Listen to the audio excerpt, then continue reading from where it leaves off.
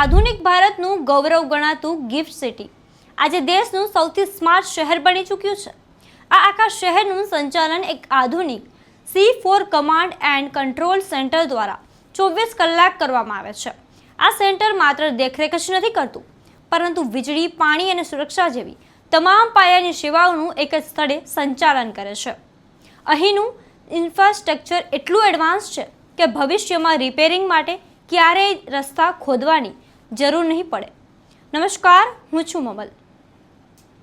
તો ચાલો જાણીએ આ સ્માર્ટ સિટીનું ટેકનોલોજીકલ મગજ કેવી રીતે કામ કરે છે।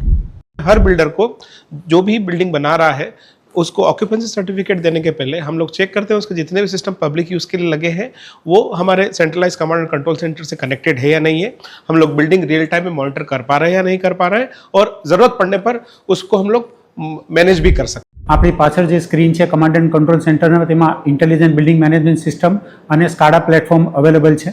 સ્કાડા પ્લેટફોર્મ અને ઇન્ટેલિજન્ટ બિલ્ડિંગ મેનેજમેન્ટ સિસ્ટમ અમને શહેરને વ્યવસ્થિત રીતે સુચારુ રીતે હેન્ડલ કરવામાં અમને મદદ કરે છે। અમારા વોટર ટ્રીટમેન્ટ પ્લાન્ટ, અમારું ડિસ્ટ્રિક્ટ કુલિંગ સિસ્ટમ, દરેકે દરેક બિલ્ડિંગમાં જેટલા ફાયર સ્મોક ડિટેક્ટર લાગ્યા છે એ બધા સ્મોક ડિટેક્ટરનું શું સ્ટેટસ છે તે બધું અમને અહીં પણ ખબર પડે છે અને અમારા ફાયર સ્ટેશન પણ ખબર પડે છે।